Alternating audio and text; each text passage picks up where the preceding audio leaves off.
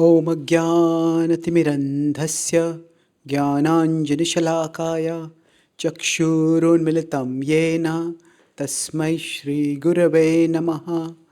नमः ॐ विष्णुपादाय कृष्णप्रेष्ठाय भूतले श्रीमते भक्तिवेदान्त स्वामी इति नामिने।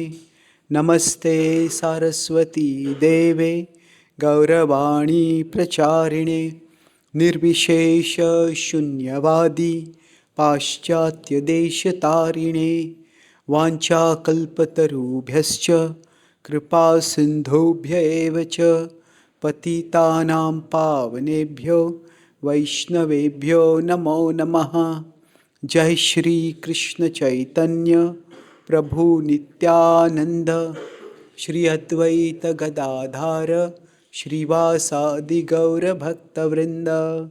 हरे कृष्णा कृष्णा कृष्णा हरे हरे, हरे Ram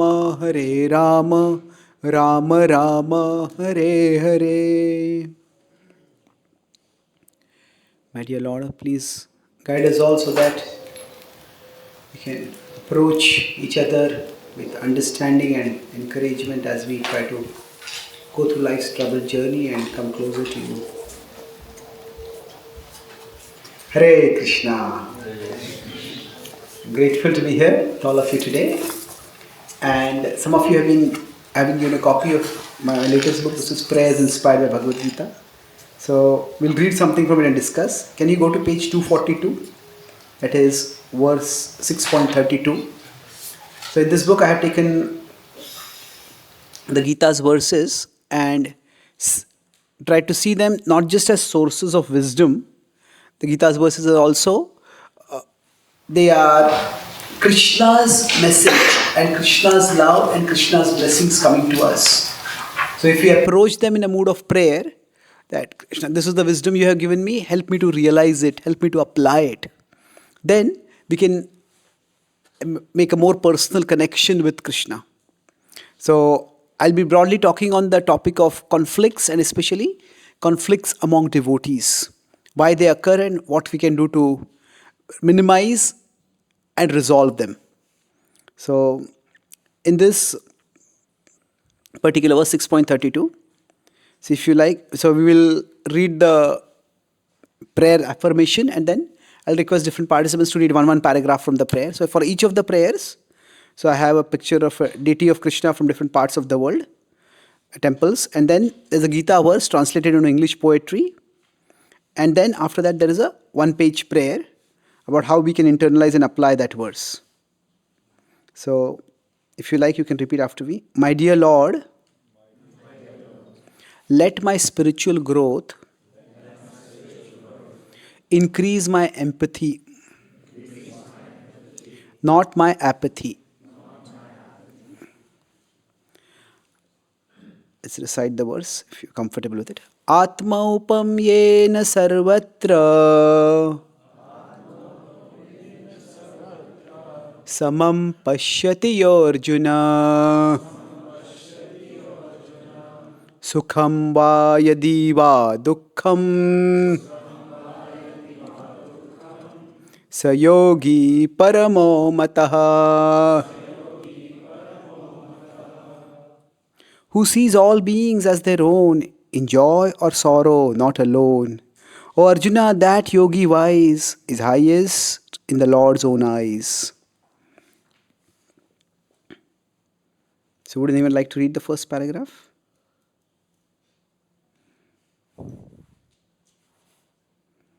Read it aloud. Yes, please. My dear Lord, as I take to the spiritual path, I recognize how attachments can entangle me. While seeking detachment, protect me, my Lord, from the danger of becoming heartless. Yes.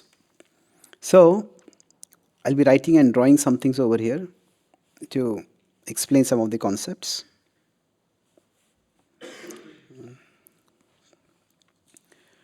Now, in the Bhagavad Gita, and indeed in the broad scriptural texts, there is this concept of detachment. And, in many ways, the concept of detachment can be very easily misunderstood and misapplied. So, what detachment means and what detachment does not mean. That's what I'll try to explore.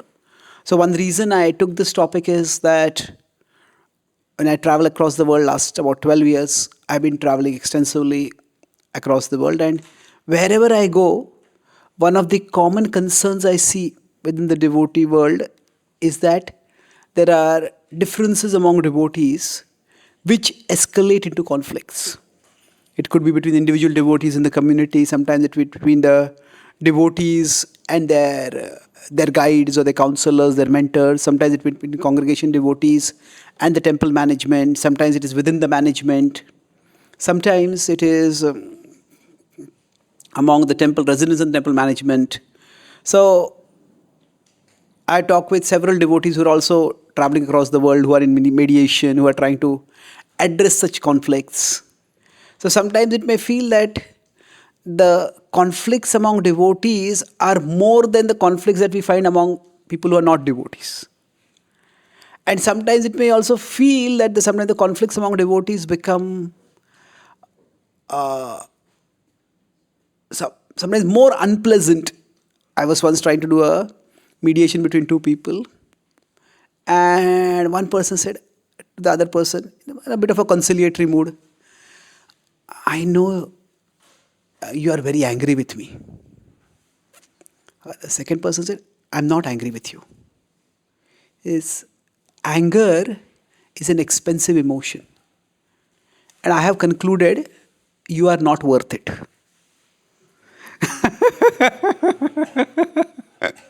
Now, if we devalue and dehumanize somebody like that, there is practically no chance for reconciliation. And when I talk with that devotee separately, how could you speak like this? So he says, all I wanted to convey was that I am emotionally no longer invested in this. I am detached from this. So I told him that was not detachment. So detachment should make us cool, not cold. Detachment should make us cool. Cool means what? Cool means being level headed. Cool means not being controlled by our emotions. Be cool. Now, I'm not using the cool in the contemporary sense of that's cool. That's attractive, that's nice, whatever it is. In the contemporary sense of that's cool and that's hot means the same thing. It's the vocabulary is a bit too peculiar. So it's a hot commodity. It's selling like hotcakes. So it's cool. So basically, it sometimes means attractive. But we're using cool in the philosophical sense that this person is a cool-headed person. Is level-headed, calm. No? On the other hand, cold means that we become heartless. So the difference is that when we are cool, there is no dominance of emotion. We are not just driven by our emotions in making decisions. But when we are heartless, there is no presence of emotion at all. Now, if we have no emotions, then we cannot have relationships, we cannot connect with people. We cannot actually do anything constructively. And that's why it's important that when we are dealing with each other, now normally when we are dealing with devotees, this applies, what I'm going to talk about applies between, when you talk about conflicts between devotees, it can be about devotees and family members who may not be devotees, or friends or relatives who may not be practicing bhakti at the same level of seriousness. But we may mistake detachment to be coldness. And then we can speak or do things which can hurt the other person terribly. So that may not be our intention. Sometimes it may be, but rarely, generally when two devotees are interacting, our purpose is not generally to hurt the other person. We have that level of culture, we understand about Vaishnava Prad. We don't want to intentionally hurt someone. But sometimes in protecting ourselves from being hurt by the other person, we may act according to a mistaken understanding of detachment. And we could end up becoming very cold. So we don't want to become heartless. Go ahead, please. Who would like to read the next paragraph?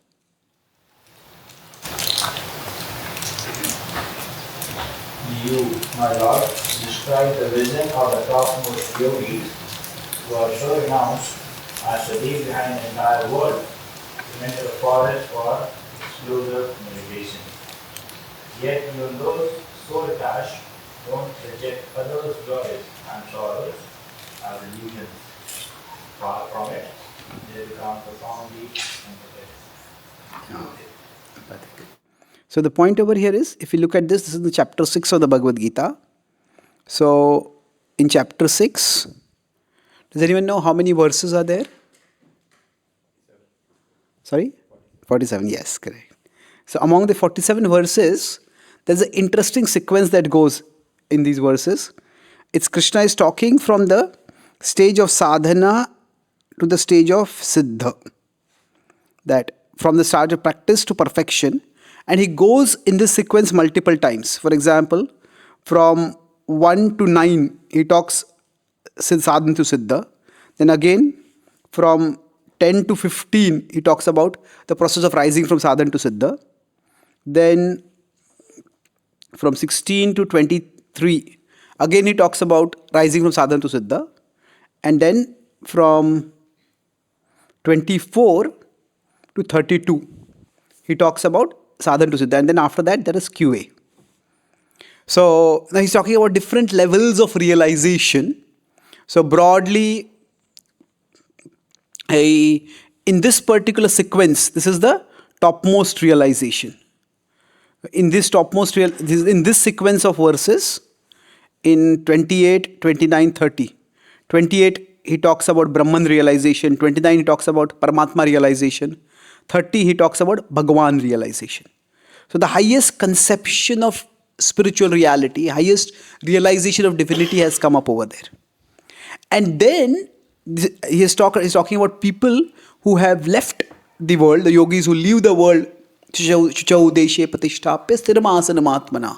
they live in a forest, single-mindedly focusing on spiritual growth. And they have, generally they are alone, ekagra. But it is said the topmost level is that when they don't think, oh, I am spiritually advanced, everybody else is attached.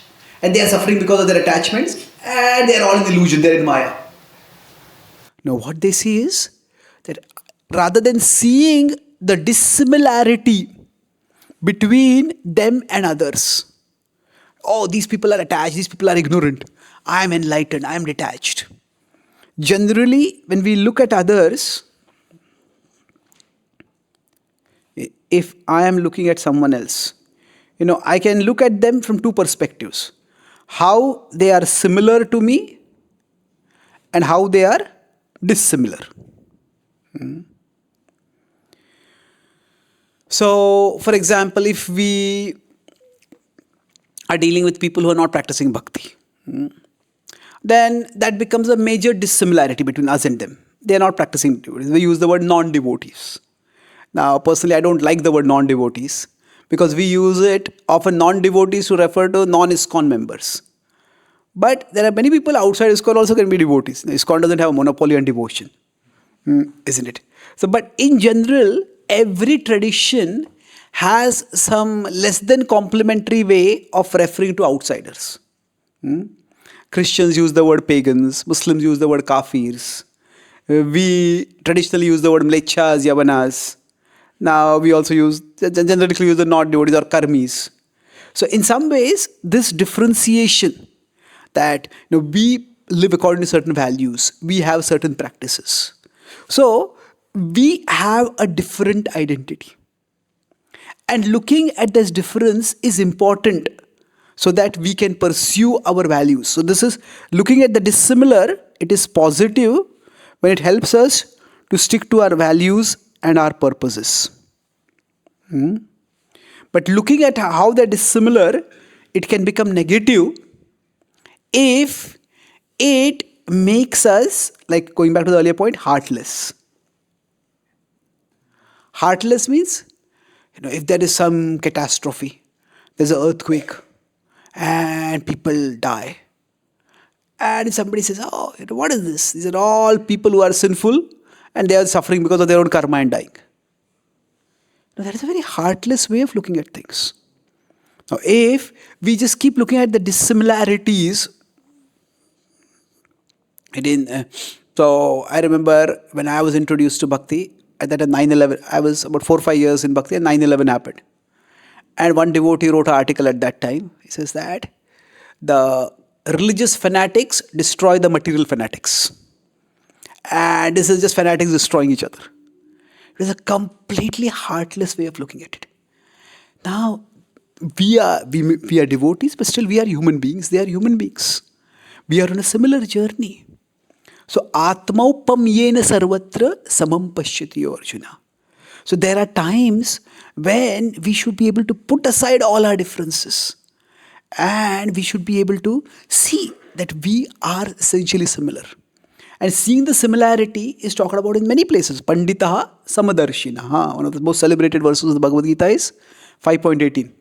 We see the similarity, we see similar vision, not just all human beings, but all living beings. So our spirituality should lead us. So basically in our vision, when we are looking, we can see dissimilarities and we can see similarities. So now, if a particular aspect becomes too much, say if we see only dissimilarities, that's a problem.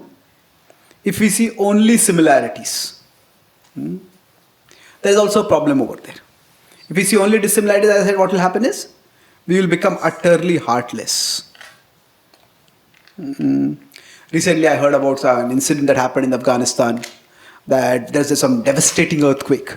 And now the Taliban is ruling over there. The Taliban enforces rigid gender separation. So the idea is that no man should touch any woman other than his wife.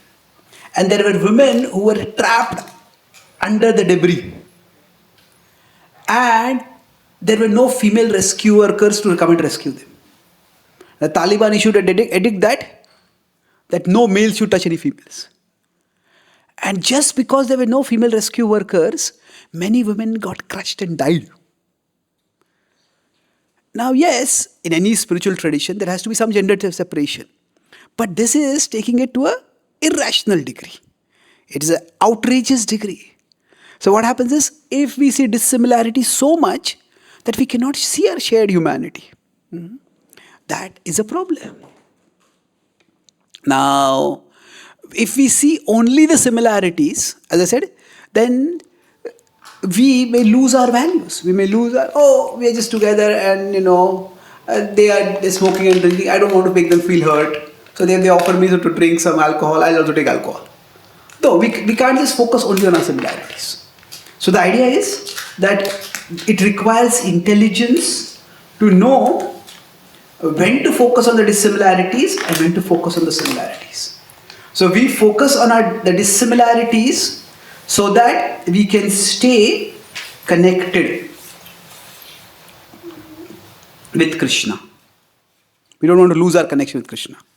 But we focus on the similarities so that we can stay connected with people. We don't want to be disconnected with people also. Right?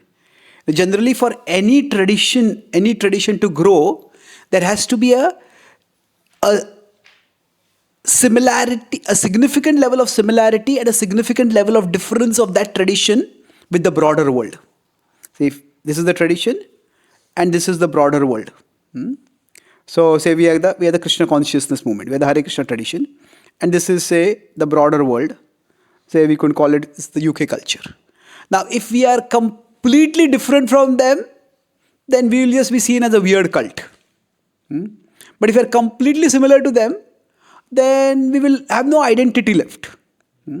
So the important thing is to know when to see the difference and highlight the difference, and when to see the similarity and highlight the similarity. So quite often conflicts arise when this difference is not, when this nuanced understanding of when to see the difference and when to see the similarity, that principle is not carefully applied. Okay, let's look at the next paragraph. Who would like to read the next paragraph?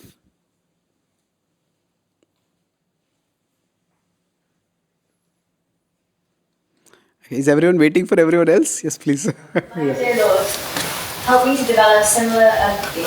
Let me see, my Lord, that just as my attachment to material things drags me into a universe of worldly troubles, so too everyone else is just as vulnerable.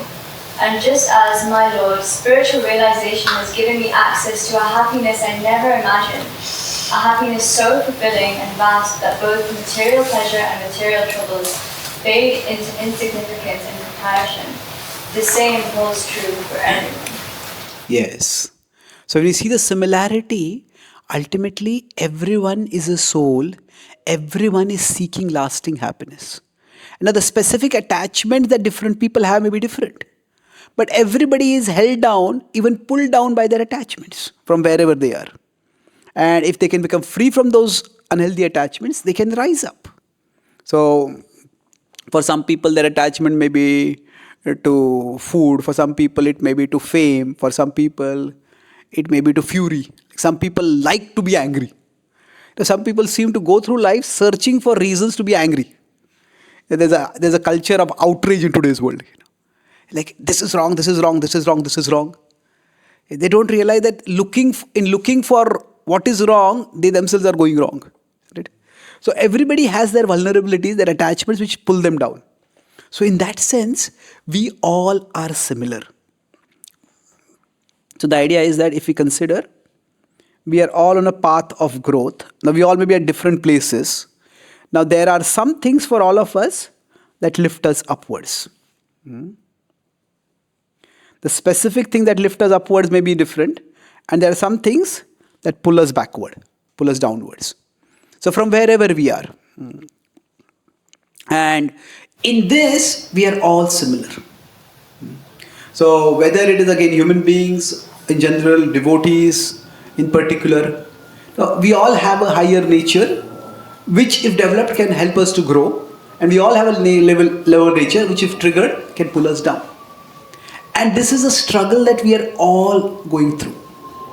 And sometimes what may happen is that from this perspective, it's like if there's an interaction between two people, it's like my higher nature. My higher nature is where I can be kind, I can be gentle, I can be forgiving.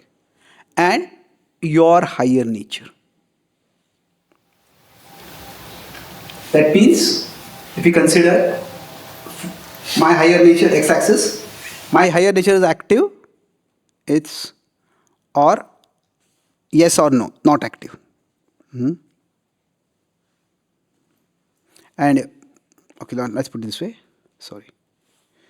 Instead of putting it active and active, it's my higher nature or my lower nature. My higher nature is not active means my lower nature is active. Or your lower nature is active. So I can be resentful, I can be bitter, I can be petty, or you can be similar. Now based on that, our interactions can go through 4 quadrants. Where my higher nature is interacting with your higher nature, my lower nature is interacting with your lower nature, my higher nature is interacting with your lower nature, and my lower nature is interacting with your higher nature. So now among these, which interaction would be the best? So which quadrant? If I consider starting from right bottom, 1, 2, 3, 4, which quadrant? Yes, this would be the best. The best where I am kind, I am gentle, I am forgiving, and you are kind, you are gentle, you are forgiving. Then what happens? I am trying to do my best, and sometimes I may slip. You are trying to do your best, and sometimes you may slip. So this is the best situation to be in. And when Srila Prabhupada established ISKCON, he talked about 7 purposes of ISKCON. And one of the purposes, he says, is to bring all people closer to each other and closer to Krishna, the prime entity. So it is not just closer to Krishna. Prabhupada didn't want just us to become pure devotees. He also wanted to have a society or a community of devotees. So closer to each other and closer to Krishna. So when my higher nature interacts with your higher nature, what will happen is, say if I am here and you are here. So I will come closer to you and I will also rise upward. You will come closer to me and you will also rise upward. Because by my higher nature, I can help you without being judgmental or without being hypercritical. And you can help me without being judgmental or hypercritical. So I can help you improve and you can help me to improve. So this is the best interaction. Now, among these 4 quadrants, which would be the worst interaction? Which quadrant? Yes, 3.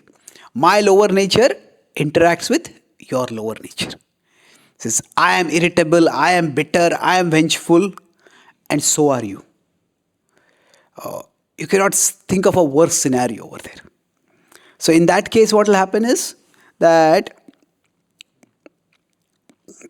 both of us, we might be closer to each other, but we will go downward and we'll go further.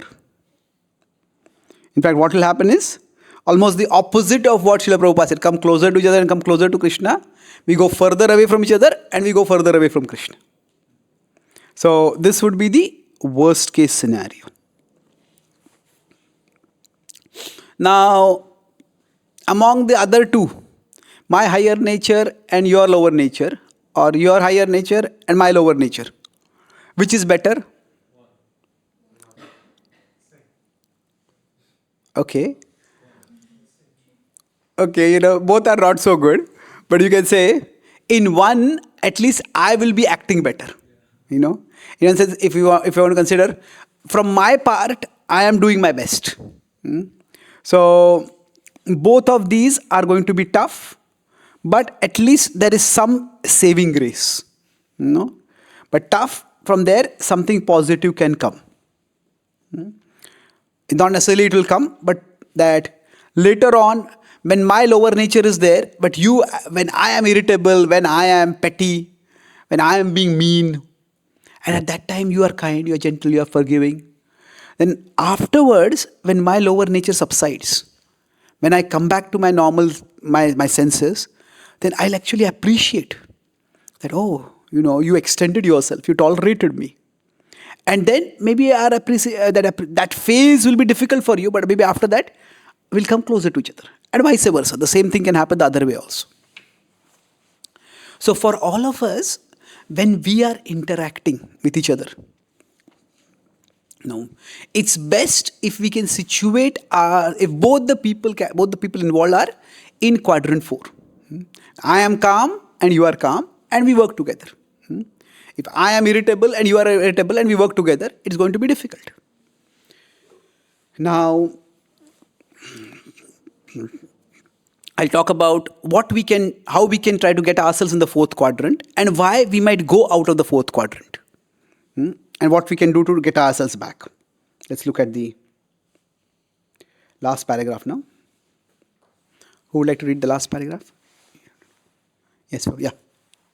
Grant me, O Lord, not just this spiritual vision, but also the resulting vigor to share spiritual wisdom with all, so that they too can experience this relief-giving liberation from material illusion and this joy-giving connection with spiritual reality.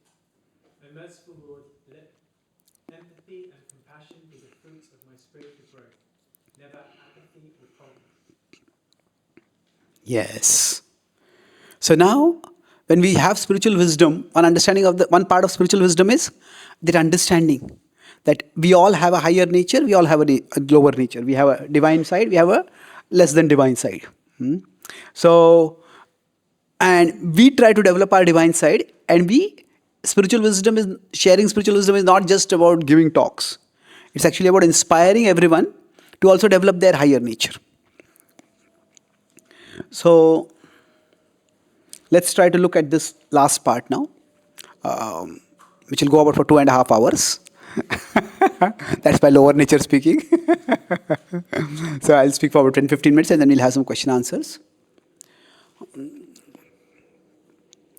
When we talk about our higher nature and our lower nature, so in general, we could say, especially when 2 people are interacting with each other, if both people are doing their parts well, if say we are cooking for a program or we are doing decoration for a Janmashtami festival or something like whatever service we are trying to do together, and everybody is playing their role smoothly, then it's not a problem. everybody does their part and things move forward smoothly.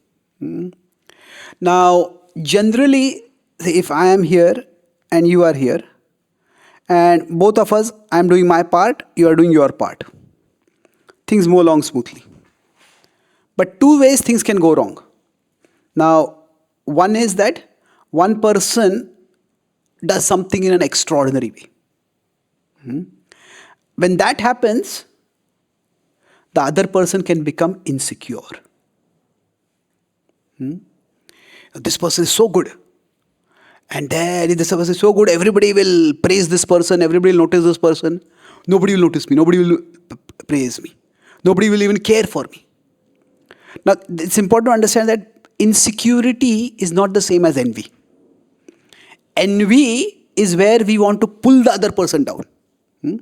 Insecurity is where we feel that, oh, if this person has such a prominent place, then I'll have no place for myself. There'll be no place left for me. So, insecurity itself can lead to envy. But insecurity is not envy. Insecurity is a natural human emotion that can come upon all of us when we see that someone who we thought was equal to us or similar to us has suddenly become better than us. So the key difference between envy and insecurity. The key difference is that envy is pull others down. It is pull the other down. Whereas insecurity is about, do I have a place? It is more about the self, not in a self-centered sense, but in a sense of worrying about ourselves. It can happen in the family, when there is one child and then the second child that is born. Then naturally the new child that is born, the parents' attention goes to the new child. And then the elder child may feel, do I have any role? It's important that the parents include the elder child in the care of the new child. So that you are a part of the family and you are valued. It happens for devotees also sometimes. When new people come, we pay a lot of attention to new people. But then those who are devotees, they start feeling neglected, isn't it? Now it's not that those who are practicing devotees want attention. But everybody needs some basic level of affection. So insecurity can come up when one person does something much better than others. The other way things can go wrong is that, say, one person is at the same level, the other person starts doing wrong things. So here if you consider the same level, one person goes above or the other person goes down. So everybody is supposed to play some role and one person keeps making mistakes. And then what can happen is, here this person can become irritable, this person can become bitter. Why are you messing up everything? Because of you, say, some cooking is to be done and one person is being very slow in cooking, in doing their part. And everybody is stuck up because of that. Then naturally, others can become irritated by that. So now from this, so here what is happening is that we all are good at certain things and we are not so good at certain things. This is just a fact of life. But going back to the earlier point of whether we see the similarity or the dissimilarity. Now, I am doing so well, why are you not doing so well? Or why are you not doing your part at all? When we start seeing the dissimilarity, at that point, what happens is, either way, that's where the conflict starts growing. Here, if we understand the similarity, now we are all working for the same purpose. We are all working for the same cause. And some people may be able to do more, some people may be able to do less. That's okay.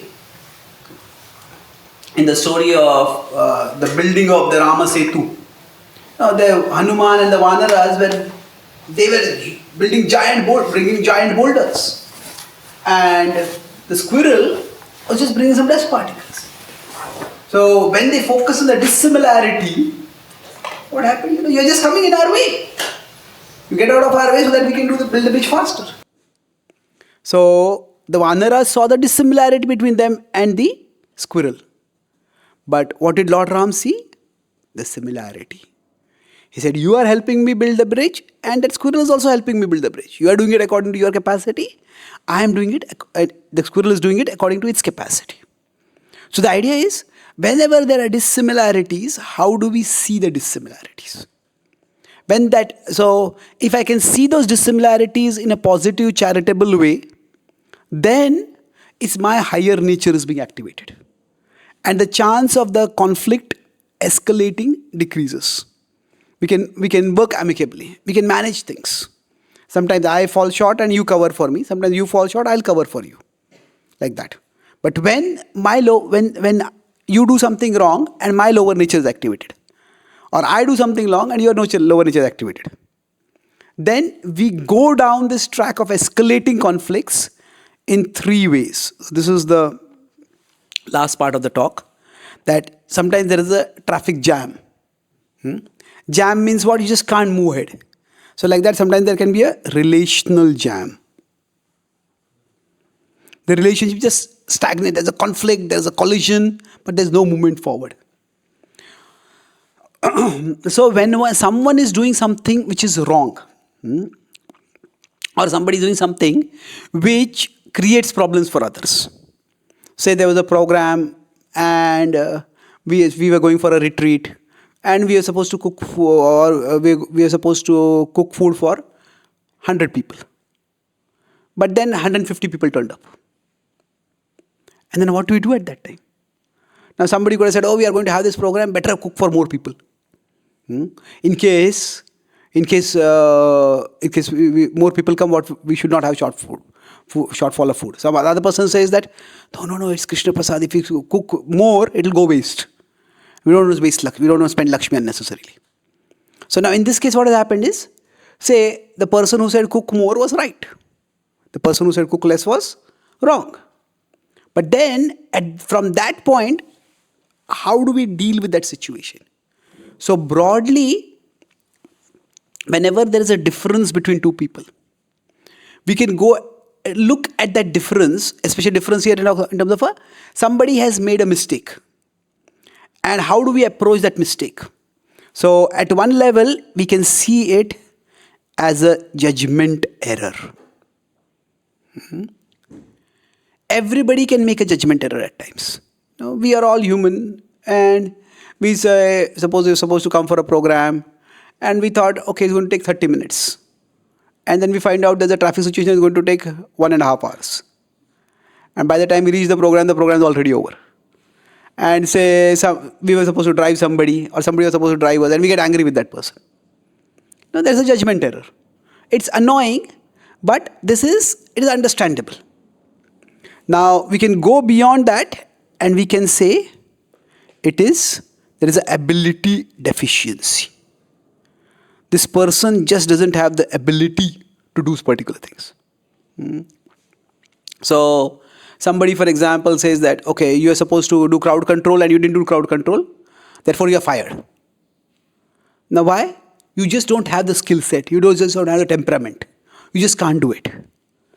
Now among the two, if somebody says your judgment is wrong and somebody says your ability is lacking, which is likely to be more hurtful? Yeah, and you don't have the ability itself, that is going to be more painful. That is going to be more difficult to deal with. The last is probably the most obvious. It is motive aspersion. That means we cast aspersion about that person's motive itself. Say there's a team working for a program, and one person is going to cook, one other person is going to give a talk. And the person who is cooking, that person doesn't cook adequate quantity of food, and a lot of people don't get food. And that person says, the person who was going to give the talk, that person says, because I was going to give the talk, you didn't want my program to be successful. And that's why you deliberately sabotage my program. Now, when we start questioning people's motives, then that hits the closest to the heart. Because it's not just, it's like sometimes we touch a nerve. This doesn't just touch the nerve, this cuts the nerve. It's the arrow goes right into the heart. And when somebody is accused that your motive was bad, then it becomes very difficult to repair the relationship. So, in general, when conflicts occur because of one person having made some mistake, had done something which turns out to be wrong, the principle we can use is what Krishna talks about in 16.22, apaishunam. Apaishunam means aversion to fault finding. Now, aversion to fault finding means always start with the least negative explanation. So, if we see somebody doing some mistake, always start with the least negative and go to the most negative at the very end. Once I was giving there was a festival in Radha Gopinath temple where I am based, and I was giving the festival talk. So after the talk, there was quite a bit of question answers. So I was answering the questions, and by the time I came down to the prasadam area, it had been it was a feast, but most of the prasad was over. And there was a dessert, there was a sweet, and I could see the sweet was over. And I was feeling a little bad, And then I sat down to take prasad. And then there was another senior devotee who was sitting opposite, and I could see that he had a sweet in his plate, and the sweet was over. So he had taken it, and then he started asking, "Is there more sweet?" And he asked one server, one devotee was serving, and other devotee was serving. And because he was a very senior devotee, everybody started running around. Is there any sweet available? Is there any sweet available? Now I was getting irritated with this person. Now, what is it? You already had one helping. Don't you have any sense of shame? Why are you asking for some more? And everybody is running around asking. And many times when those who are serving prasad, in case there's a contingency and prasad gets over, they make their own plates and keep. So finally one of the servers brought his own plate. And from that plate, he started serving out the sweet. And I felt this is the height of shamelessness. And when he was about to serve that food, at that time that devotee said, no, I don't want it, I already got it. And he pointed to me. He hasn't got that sweet, can you get the sweet? So, what I thought was shameless behavior was actually selfless behavior. He was not asking it for himself, he was asking for me.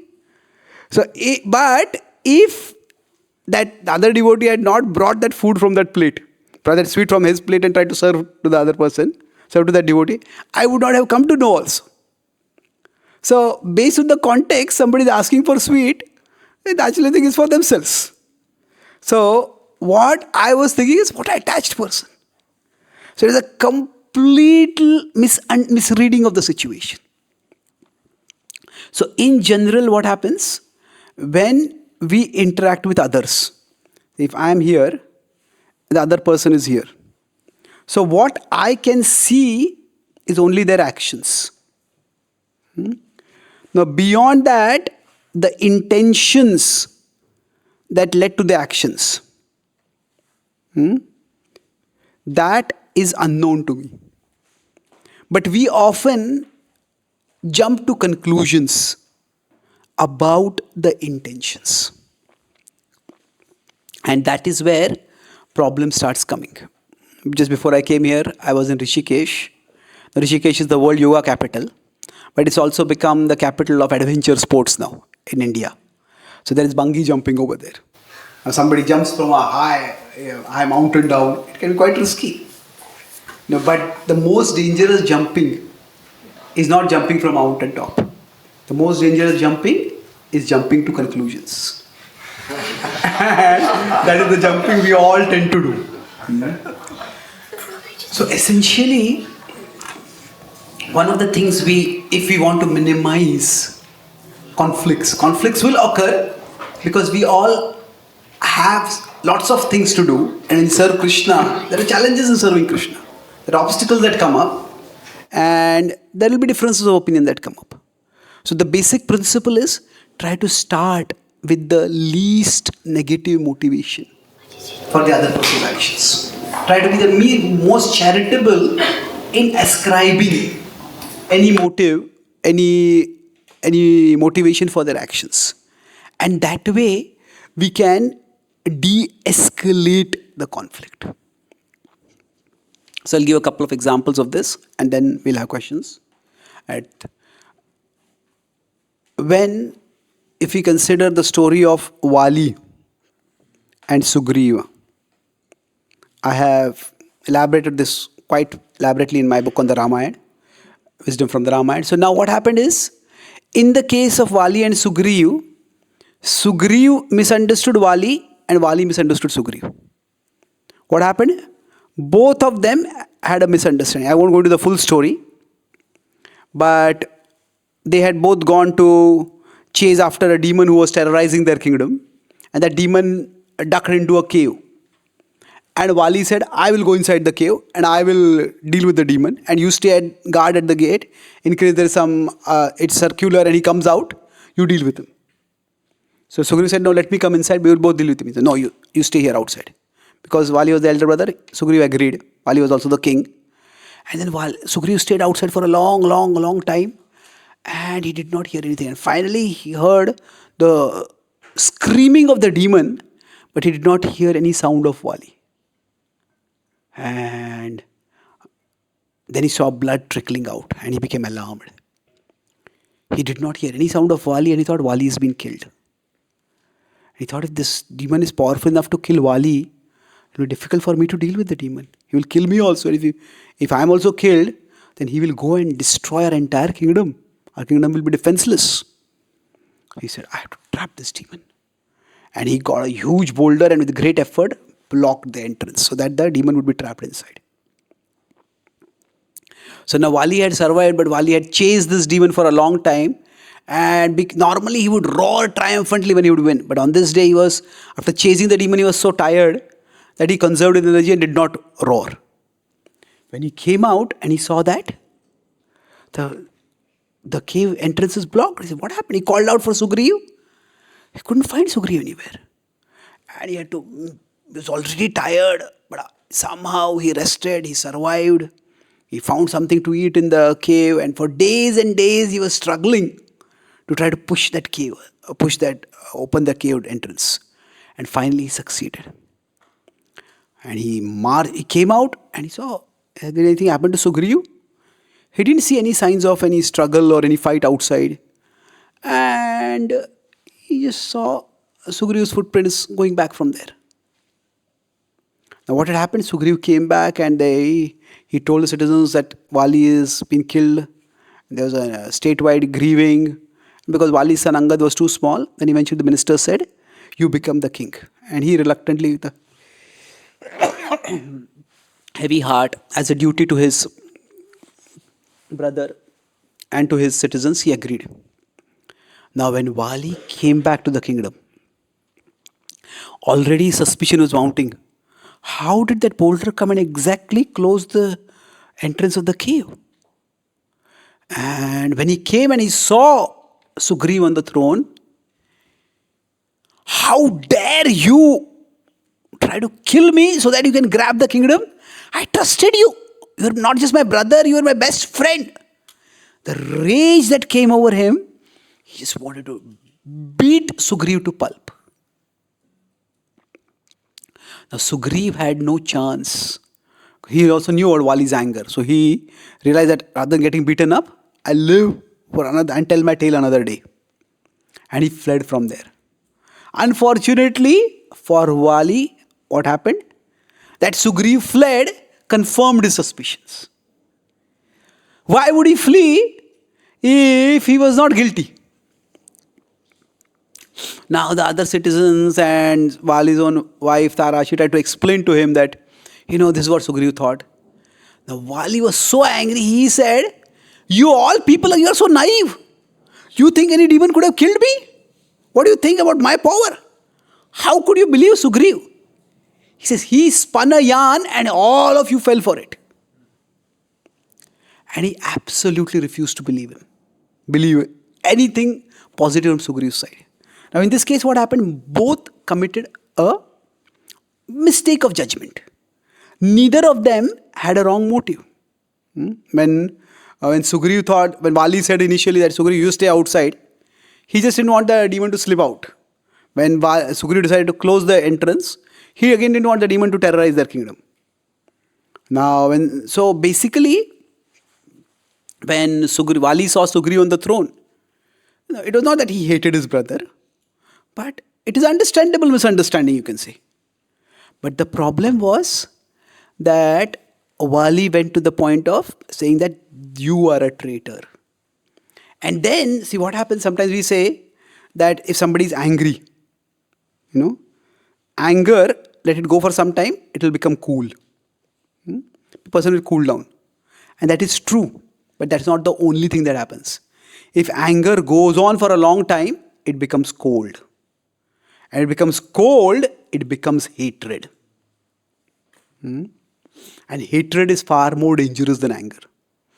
So sometimes when two people have a misunderstanding, they say, I don't want to talk with you. I want to stay, keep a distance from you. And yes, that's good. When both are hurt or both are angered, it's like both lower nature is being activated. At that time, better keep a distance from each other. But if the distance stays for a very long time, then both can start developing more and more negative conceptions about each other. It becomes hatred. So what happened to Vali? Vali decided that Sugriv tried to kill me once and he will try to kill me again. Therefore, before that, I will try to kill him. And Sugriv had to run all over the earth to find some hiding place. And finally, he found a hiding place in the Rishimukh mountain. And it was right next to Vali's kingdom, but Vali couldn't reach there because of a curse. And he became so frustrated that he wanted to punish Sugriv. You did this to me. And then finally he said, how will I punish you? He said, I will punish you by taking your wife for myself. And in every conflict, the conflicts can happen. And conflicts can degenerate. But in all conflicts, there are certain lines which should never be crossed. And if those lines are crossed, then it becomes the point of no return. Then the relationship just can't heal. And eventually Lord Ram had to kill Vali. That is the only way it resolved. So what happened over here is, if we look at it, in the conflict between Vali and Sugriv, what Vali did was, from Sugriv's side, it was a judgment error. He thought that Vali has been killed. But from Vali, what did he think? It is a motive aspersion. That you wanted to usurp the kingdom. You are a traitor.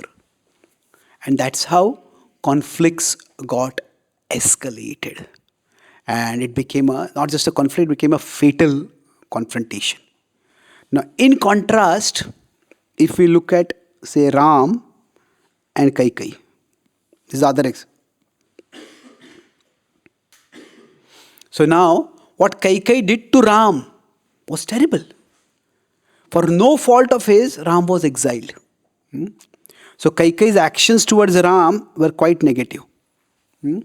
Now, significantly, Kaikai never had any antipathy or hatred towards Ram. For her, it was that, I just want my son to be the king and I want Ram to be out of the way. But still, what she did was terrible. The action was terribly negative. But what did Ram see it as? Ram saw it simply as a judgment error. He felt that, she's just going through a phase and that phase will end. That sometimes, see, when somebody's made a judgment error, what happens? That when the error of the judgment becomes obvious, okay, they correct themselves. But when somebody's motive is wrong, then what happens? Even if their error becomes exposed, they don't acknowledge the error. They try to cover it up. They try to justify it. They try to rationalize it. So, when Bharat came back, and when Bharat chastised Kaikai, saying, what did you do? Then Kaikai came out of her stupor. And she changed so much that she came with Bharat to ask Ram to come back. And although that judgment error had a cost, Dashrath passed away and Ram had to go to the forest. But their family did not break apart. Their family was not ruptured. So we could say here, temporarily Kaikeyi's lower nature was activated. But what happened? Ram, of course, he is the highest nature, but he is the God. But he acted, for our purpose, we can say that he acted according to his higher nature, and that's how the conflict was de-escalated. So in general, we cannot control the other person's nature, whether they will act according to the lower nature or higher nature. But what we can do is, we can try to always act according to our higher nature. And that means that give the other person the benefit of the doubt. And that way, conflicts can be de-escalated and gradually resolved. So I'll summarize what I discussed. So our topic was broadly conflict management. And within that, I discussed 3 main points. The first point I started was about how when we function, we may misunderstand detachment. And detachment should make us cool, not cold. So cool means we are level-headed, cold means we become heartless. So sometimes when we are interacting with others, there's a time to look at the similarities, there's a time to look at the dissimilarities. So when there's a difference of opinion, if we only look at the dissimilarities, we can become heartless.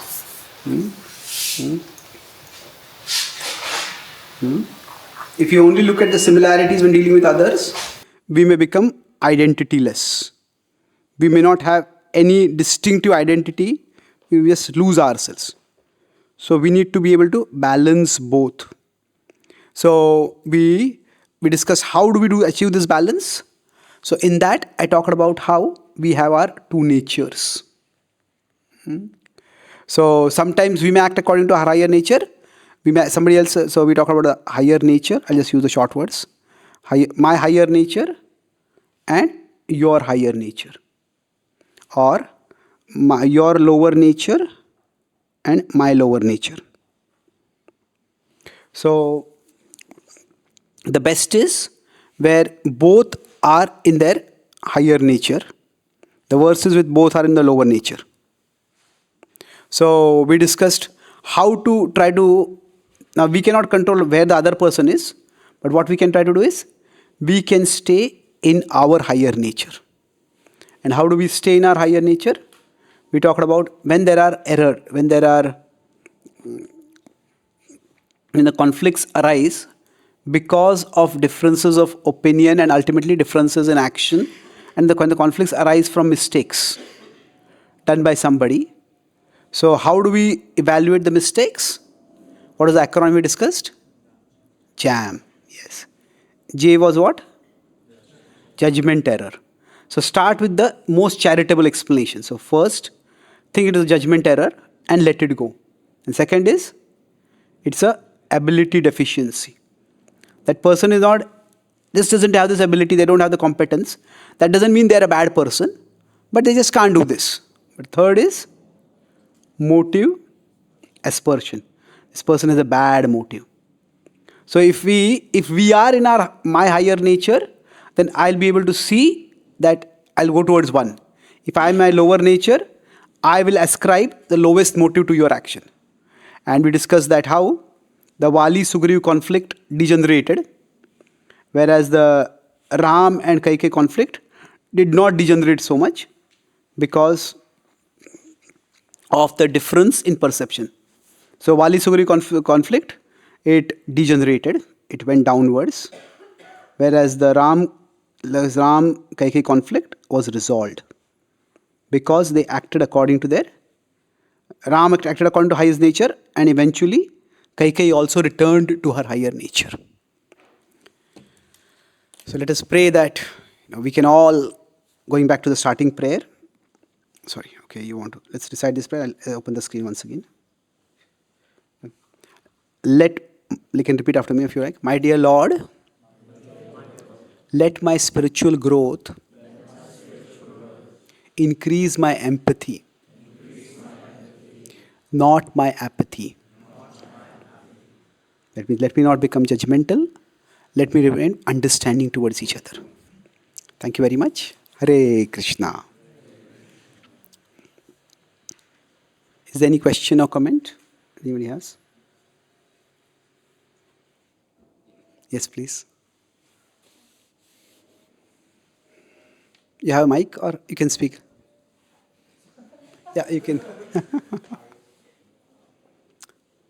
Yes, Roman Prabhu, you can get the books.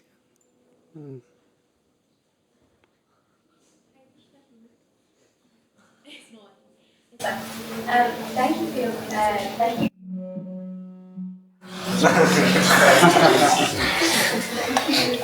For your discussion. This was so clear. It was such a good presentation. My question is just maybe I feel like you answered it in the prayer, but maybe just some more elaboration. I was just wondering how much, like when we're trying to act in a higher nature, how much of it is an active, my question is more that how much of it is an active process that requires effort on our part or some sort of character development, like some sort of self-development, versus if our sadhana just improved, all of those good qualities would come anyway. So my question is just about what's the relationship between the two? So, if we want to act according to higher nature, will that happen automatically if our sadhana is good?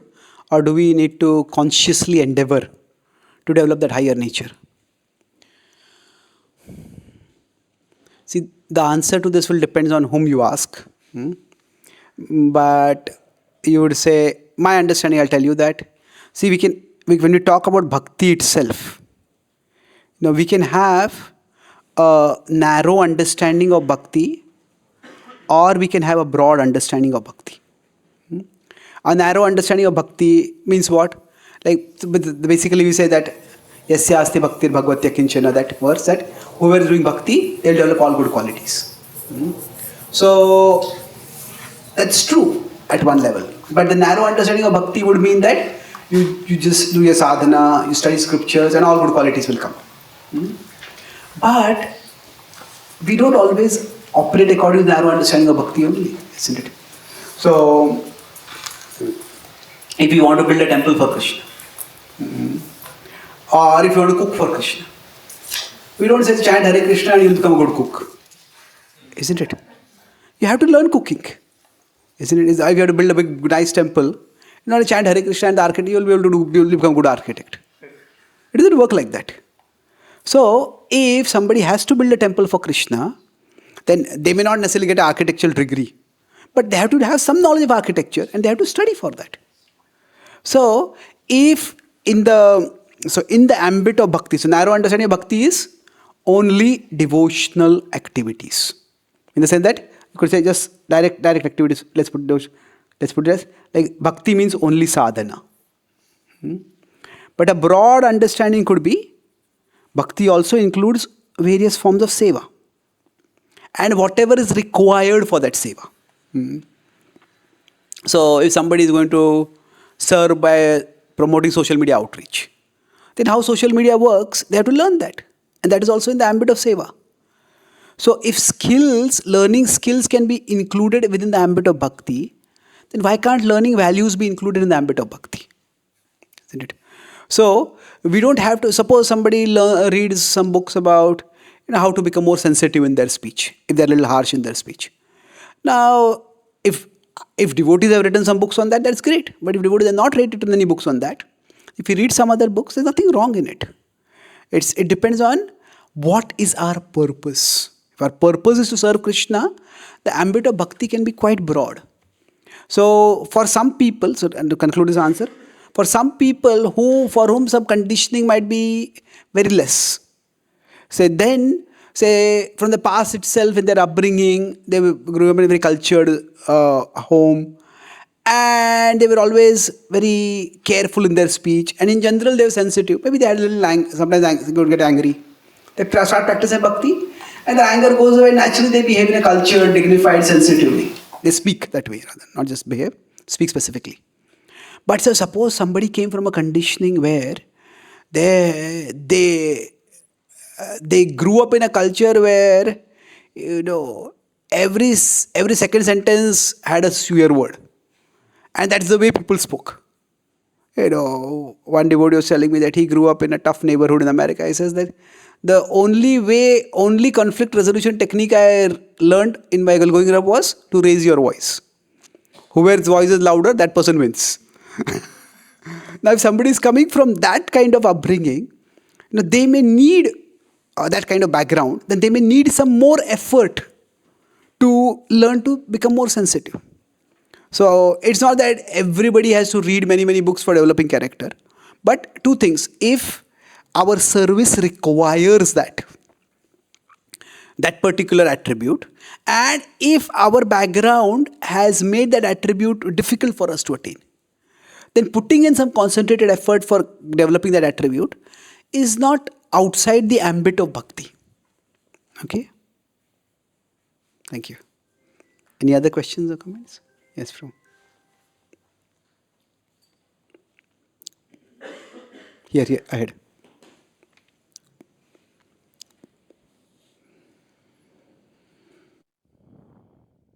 Hare Krishna. Regarding that point of envy and insecurity. So once one devotee had a skill and his senior told him that because of this skill, there's a very good chance that the devotees around you, they might become insecure, which might lead to envy and eventually to bad relationships. So be a bit careful. So what should this devotee do in such a situation? Should he reduce the exercise of that skill, or is there any other workaround?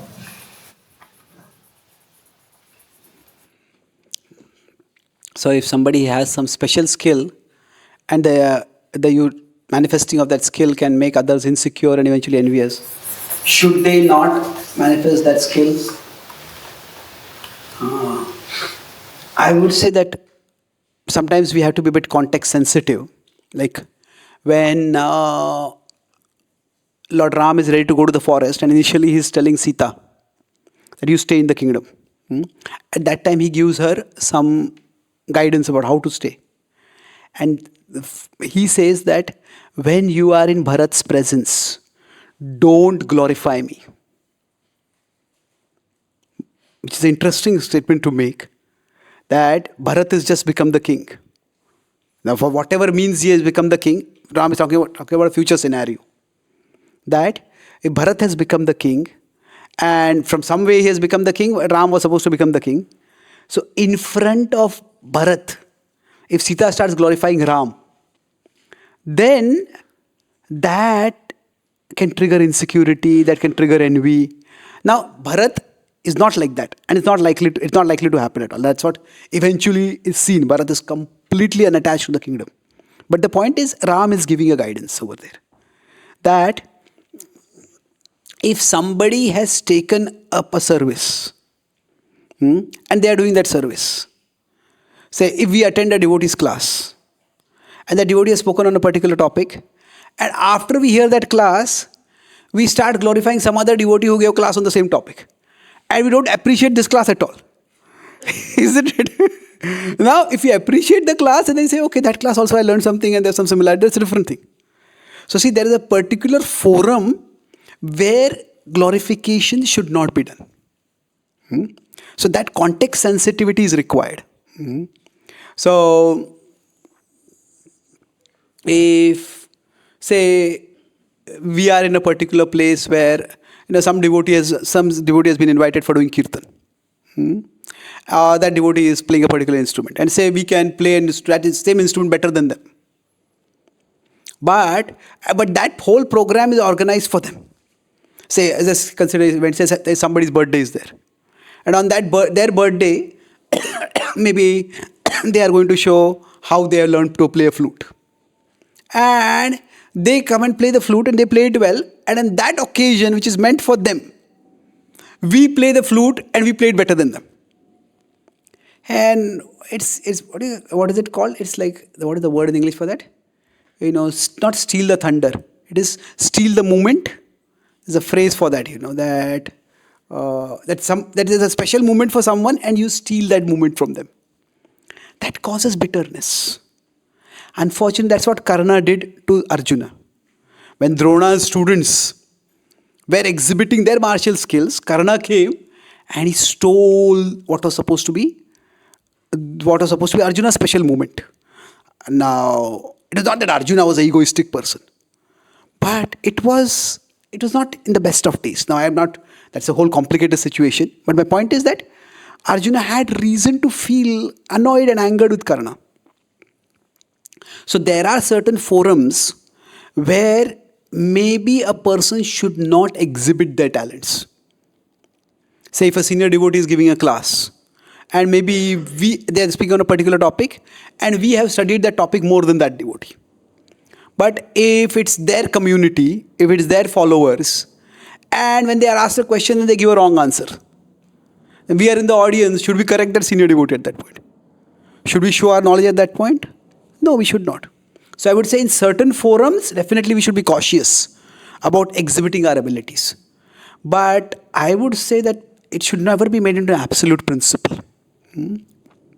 That if any devotee has been given some talent, then that talent is given by Krishna and is meant to be offered to Krishna. A gift in one is meant to be a gift for everyone. That means if one devotee can sing nicely, that is a gift for everyone. If one devotee can speak very well, that can be a gift for the entire community. Isn't it? So a gift in one is meant to be a gift for everyone. So it's not that that devotee should be permanently told to never exhibit that ability.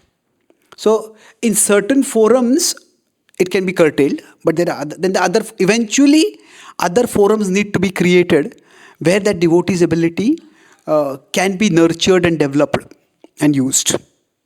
Does that answer the question? Thank you. Okay. Yes, please. You have a mic there? Yeah.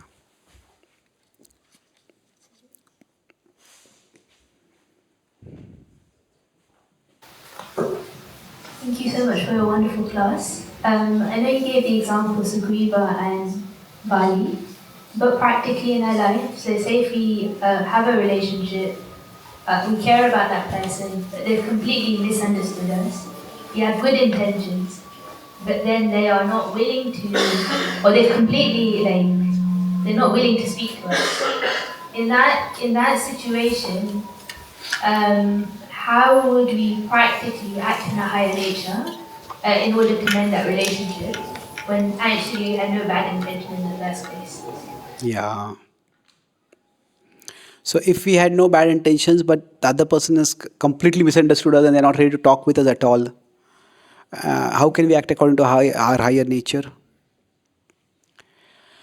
Well, I think that is the example of Ram and Kaikai. Kaikai thought that I'm the favorite queen and my son should become the king and Ram is a threat to me. Now Ram acted according to higher nature means what? Ram did not do anything to put fuel in the fire of the conflict. So Ram did not, for example, speak ill of Kaikai. When the Lakshman was angry with Kaikai, Ram told him, don't be angry with it. This is the will of destiny. When he was leaving, he did not foment dissent and rebellion among the citizens. Instead, he said that, this is a difficult time for your king, for our king, and if you want to please me, support him at this time.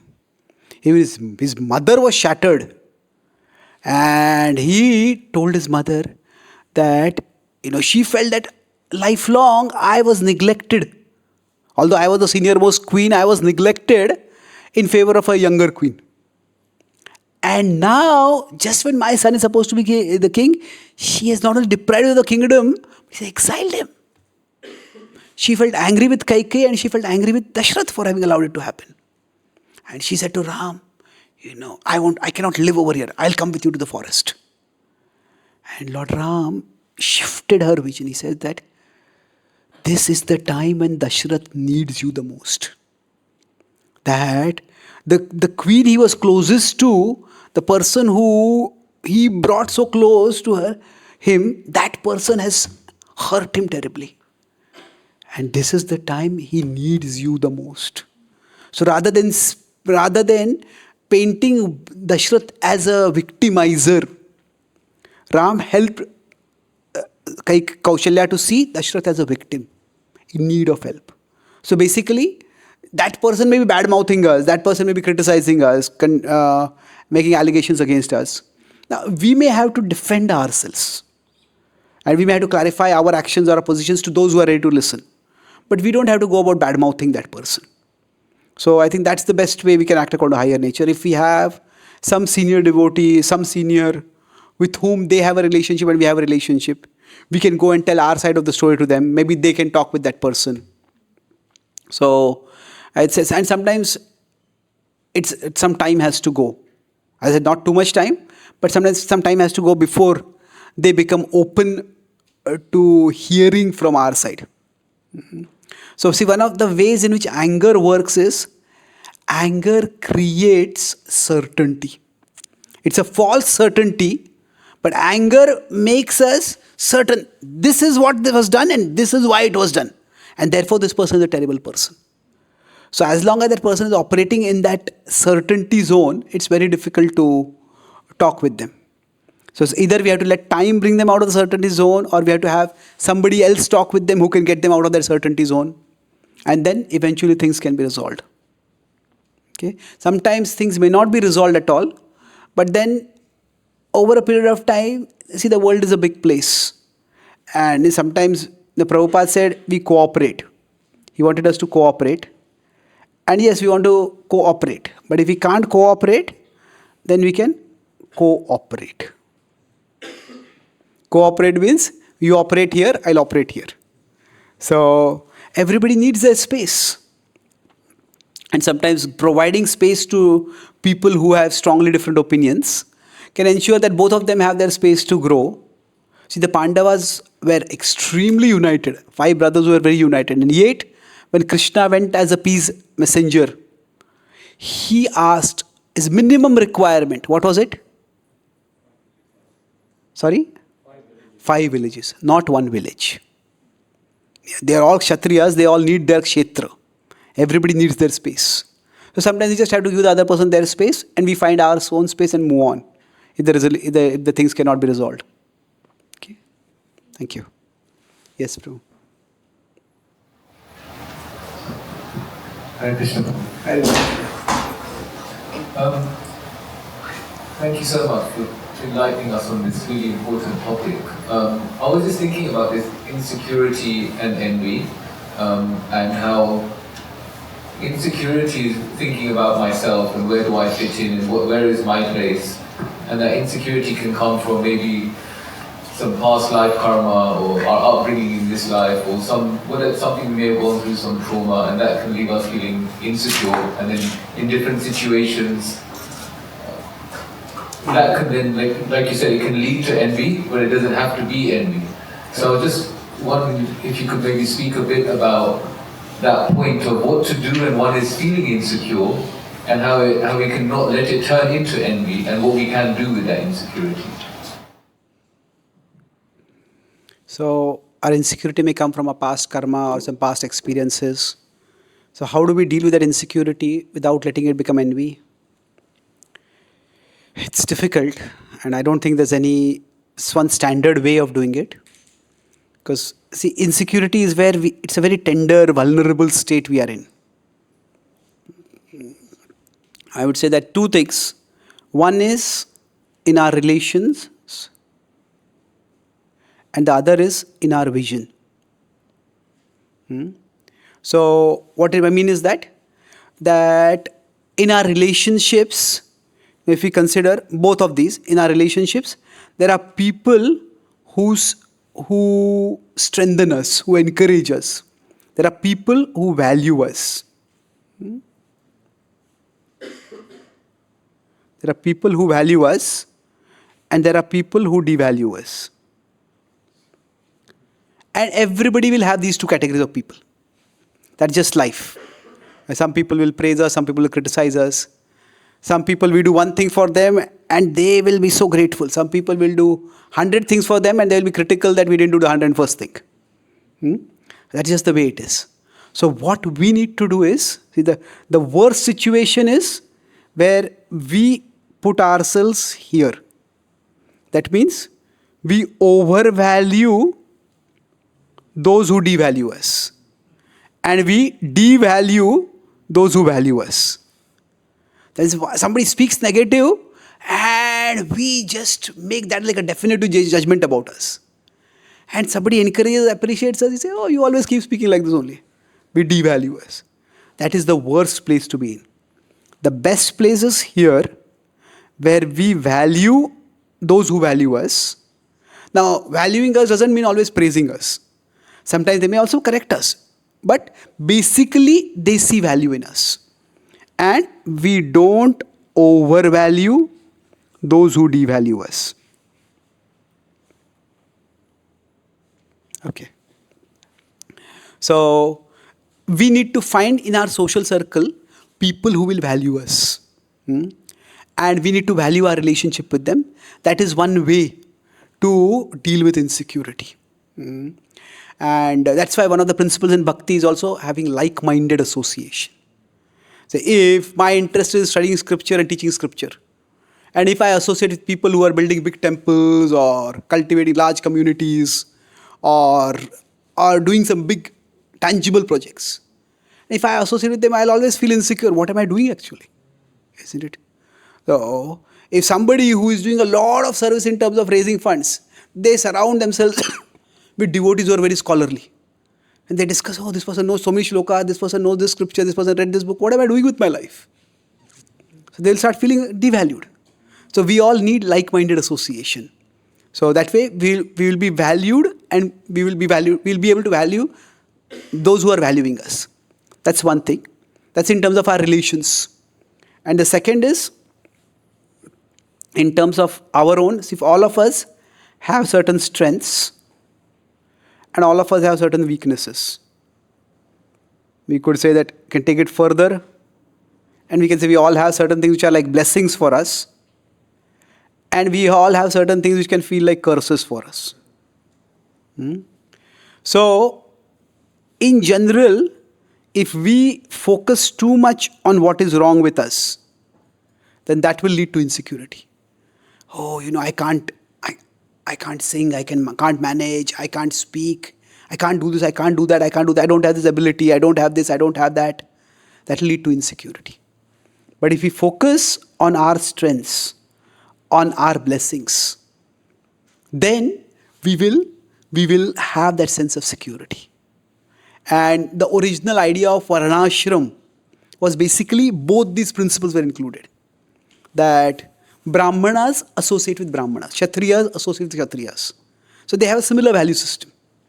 And then those who are Brahmanically oriented, if they are doing Brahmanical work, then naturally their strengths will be highlighted. A Brahmana may not be very good at managing finances. But society is arranged in such a way that a Brahmana does not have to worry much about finances. And that way, their weaknesses don't come in highlight. Now, we don't have Varnashram in that sense. So, but the social support might not be there. But still, individually, we can try to apply that principle. Focus on our gifts and try to, sometimes we say, count our blessings. That is important. But not just count our blessings, make our blessings count after that. That means, okay, these are my gifts. How can I utilize these gifts? And how can I do something tangible with those gifts? Then when we are focused on that, then that insecurity can become lesser. Okay? Thank you. Yes, Prabhu. Maybe the... Hare Krishna, Prabhu. Thank you very much. So my question is about cool versus cold. Sorry? Cool versus cold. Yeah. So let's say something has happened and someone has affected you in a certain way and you don't react at the time because you don't want to be angry at the time, and you think you've cooled off, but actually after some time you realise you're in a cold place. How do we warm ourselves? How do we walk back? Okay. So if there's some painful interaction and we give time to cool down, but we find out that we have become cold instead of cool, what do we do? I think seeing the other person's humanity is very helpful. That means the person who has hurt us, see, quite often we say hurt people hurt people. That Now that does not necessarily justify any and every hurt. I may be hurt because of something, and because of that I may yell at you. And you can excuse that. But there are certain boundaries. If instead of yelling at you, I start hitting you, because somebody hurt me and I take out a knife against you, that is not acceptable. So there are some boundaries. But generally, the point is that if we recognize that, see the humanity of the other person as much as we can, then a certain amount of softness of heart can come toward that person. So, say it's like if I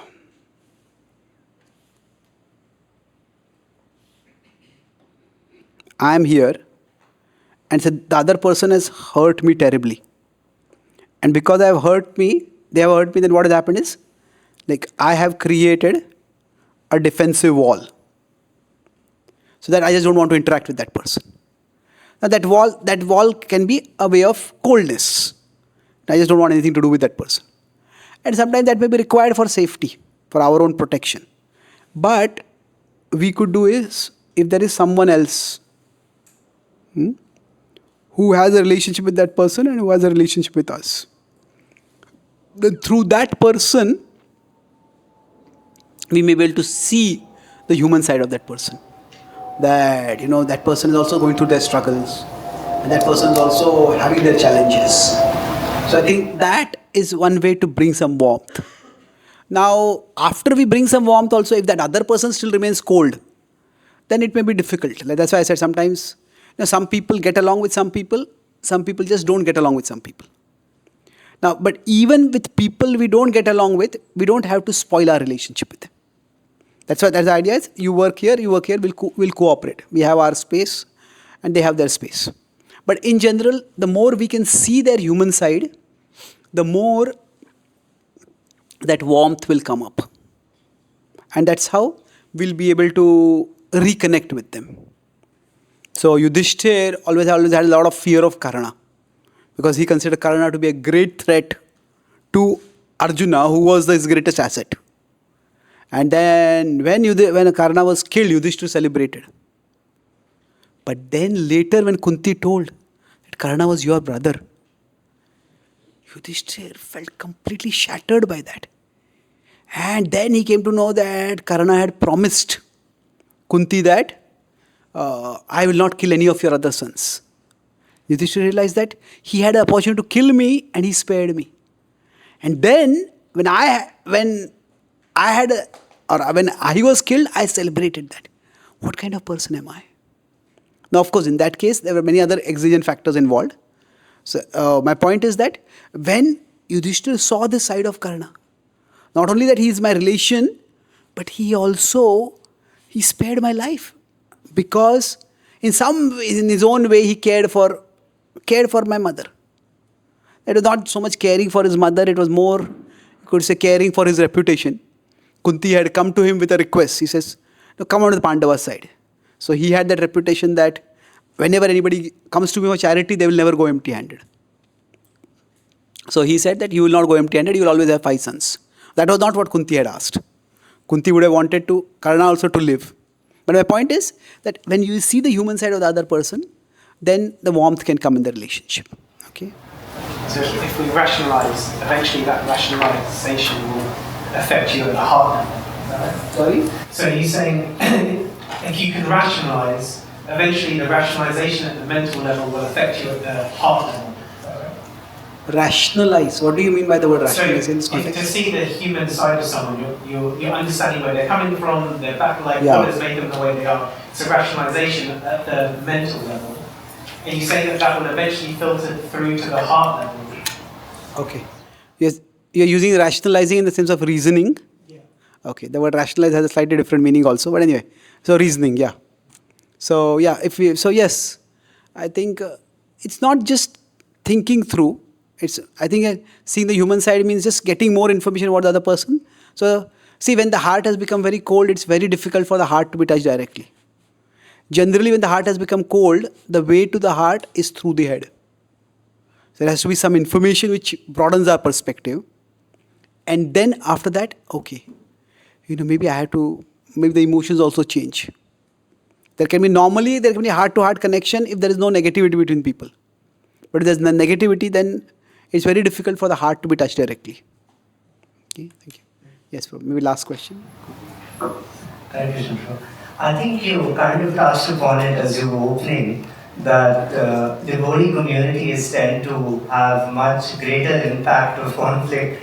I wonder if you could talk a bit more about why that happens, why people take it in such a personal, deep, heavy way, even compared to, let's say, the corporate world, where people are supposedly more non-confrontational and more easygoing with each other, where they don't have the necessarily the same values or even the controls like Vaishnava Prad, etc., which are supposed to stop us from doing that. And then in relation to that, how do you deal with the baggage of someone else feeling offended by you and not really forgiving, or even if you've cooled down, they continue to kind of stay on that? I think the second question I also already answered. Sometimes we just have to let it go.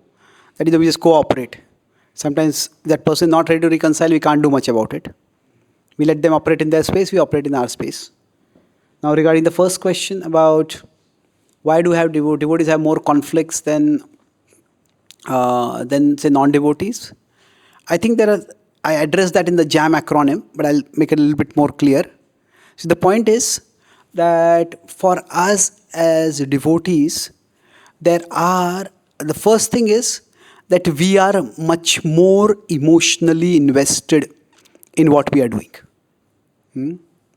See, for somebody in the corporate world, it's their job, it's their career, it's their livelihood, all that is important. But for us, our spirituality is the very foundation of our existence. We are far more emotionally invested. And that's why, because this is so important for us, we are extremely concerned that we have to get it right. That I have to get this right, I cannot get this wrong. And this is a question of not just my job, this is a question of my eternal existence, my eternal deliverance, whatever. So, because we are so emotionally invested, so naturally the greater investment of emotions creates greater potential for conflict. Now, this greater emotional investment also comes from a certain level of conviction, and that conviction and certainty. See, what happens, practicing bhakti is not easy. And many of you may have grown up in a devotional family, but eventually you have not just acquired it, you have chosen it. Otherwise you may not continue.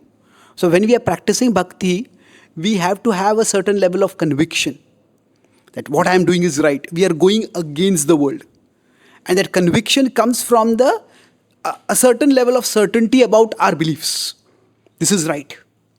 So then, when we have that conviction and that certainty, that is what has made us go against the current of the world.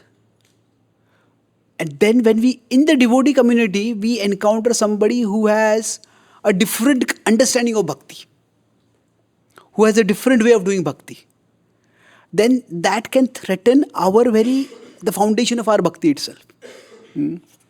If somebody's conviction in bhakti comes from, say, following a particular rule in a particular way, Ekadashi means you should absolutely avoid any food. I'm just giving an extreme example over here. But if somebody's conviction comes from, their seriousness in bhakti is, I fast on Ekadashi. And then they encounter somebody, or maybe that's not a good example, say. Somebody's conviction in bhakti comes from the fact that, bhakti means you wear what we consider devotional dress. That shows to the world you are not ashamed of being a devotee. You're not scared of being a devotee. And that becomes the way they show their seriousness. And then they meet somebody who is completely nonchalant about that devotional dress. They just completely, that dress is just external. It's external, but it's an essential expression of the internal. No, it's external and it's a non-essential thing. So now, both of them may be right. Both of them can quote scripture for their basis, but for their particular position. But if that position has become central to their connection with Krishna, or their conception of their seriousness in their connection with Krishna, then somebody challenging that becomes very difficult. So, and the same certainty leads to negative judgment about others. That if Prabhupada said we should be wearing dhoti kurta and sari, and you are not wearing that, why? Because you have your own agenda, you have your own program, you are not following Prabhupada. You are a deviant. So it seems to be a small thing, but it can become a very big thing. So I think that because we are so emotionally invested, so small differences can be very big.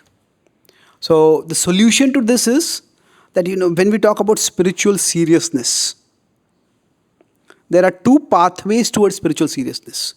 One is, if somebody is spiritual serious, means they have faith. I have faith that Prabhupada is right. I have faith that our Shastras is right. And that faith leads to certainty. This is what is to be done.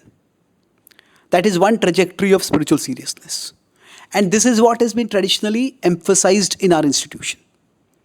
But spiritual seriousness can go in another way. If I am spiritually serious, that means I have humility. Faith means Krishna is right. And therefore, I am following Krishna and I am right.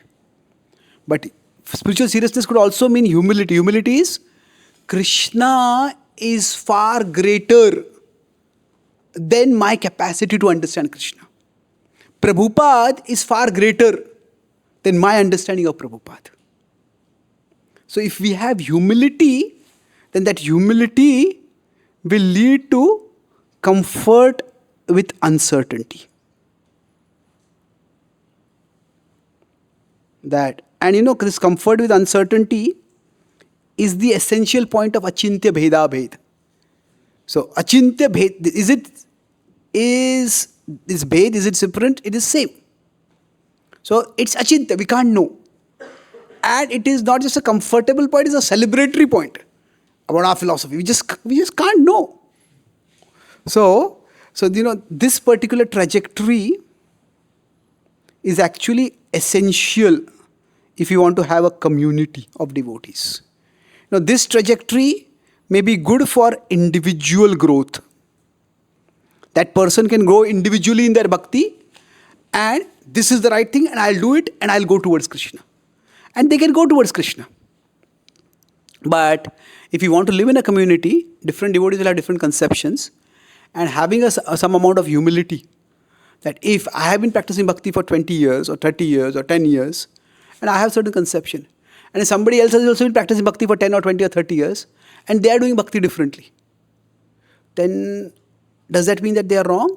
Or maybe they have got some realization which I do not have. Maybe they have some vision of serving Prabhupada and Krishna which I do not have. So if we can have that understanding, then it is very helpful. But unfortunately, the humility, we have very strongly institutionalized it at the physical level. In very few organizations, when you see somebody, you bow down to them. In churches, you don't bow down to Jesus the way. So physically, we have institutionalized humility quite a bit, but we have not cultivated so much intellectual humility. But intellectual humility means that what I know is important, but there is so much more that I do not know. And I need to be open to that. So if we have that, I think a lot of conflicts can be minimized. Okay? So thank you very much.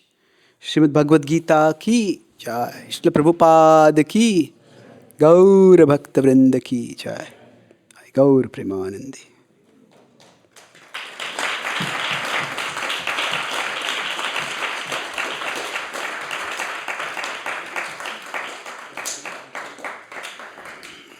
So, please give one more massive round of applause for today. Thank you.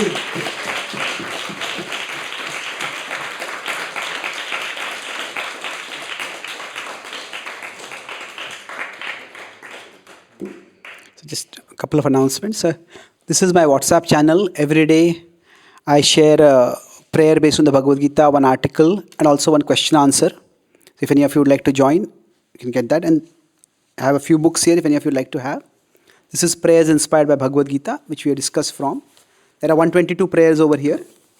And there is a very accessible table of contents where you can find, based on the title, prayers that address various emotional needs we may have.